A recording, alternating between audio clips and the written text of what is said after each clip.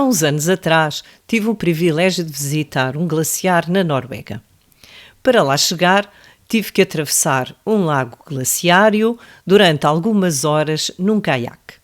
Remar durante tanto tempo foi difícil, estava mesmo muito frio, mas valeu muito a pena. A paisagem era extraordinária, com tons de castanho, de verdes, de cinzentos e ao longe um pontilhado branco e lá estava o glaciar.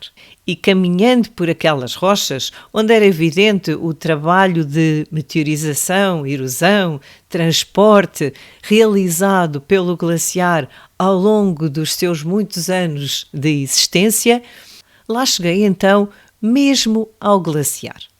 Já muito perto da extremidade de gelo, podia-se observar diferentes tamanhos de sedimentos, realmente com uma diferença de granulometria enorme, e também o branco, que afinal de contas em alguns locais não era assim tão branco, tinha umas pintinhas pretas. Havia imensas fendas mais ou menos verticais e também havia zonas de um azul extraordinário, com algumas passagens parecia levar-nos mesmo para uma outra dimensão. Já mesmo dentro do glaciar predominava o branco e o azul daquele gelo extraordinário. Por entre esse branco encontravam-se também muitas pintinhas pretas, ou seja, aquele glaciar estava a transportar muitos sedimentos. Mas afinal, o que são os glaciares? Os glaciares são grandes massas de gelo que se formam nas montanhas. Formam-se em camadas sucessivas de neve, compactada e recristalizada, em regiões onde a acumulação de neve é superior ao seu degelo. Os glaciares deslocam-se lentamente, devido à ação da gravidade, e provocam meteorização, erosão, transporte e sedimentação. Quando a neve cai, nas zonas de maior altitude, acumula-se em algumas bacias de retenção e aí vão ocorrendo os fenómenos que permitem então a compactação, a recristalização e a formação dos cristais de gelo do glaciar. À medida que mais neve vai caindo, vai comprimindo aquela neve anterior e vão, ao mesmo tempo, ocorrendo os fenómenos de deslizamento do glaciar ao longo das vertentes da montanha. Num esquema de um glaciar, podemos observar a língua principal e ainda glaciares de circo. Observam-se ainda umas estruturas designadas de moreias. O que são, afinal de contas, moreias? As moreias são os sedimentos que são transportados pelo glaciar e que, eventualmente, quando ele fundir, serão depositados.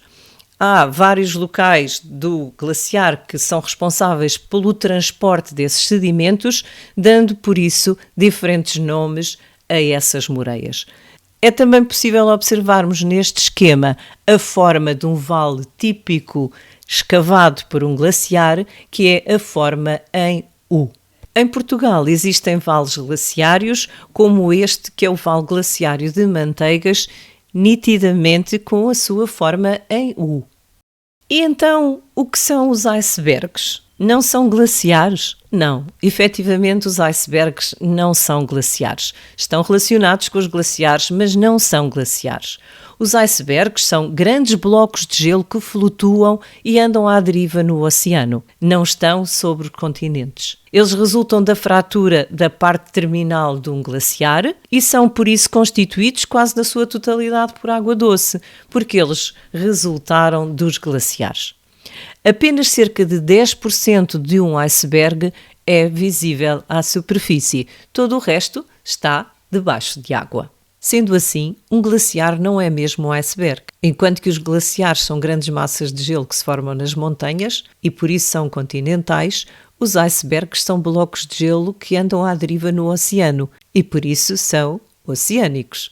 Enquanto que um glaciar se forma por camadas sucessivas de neve compactada, recristalizada nas regiões onde a acumulação de neve é superior ao de gelo, os icebergs resultam da fratura da parte terminal do glaciar.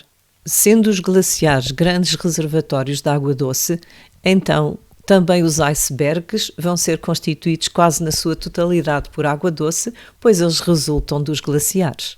Os glaciares deslocam-se lentamente ao longo das vertentes das montanhas onde se formam, enquanto que os icebergs apenas se deslocam flutuando à deriva nos oceanos.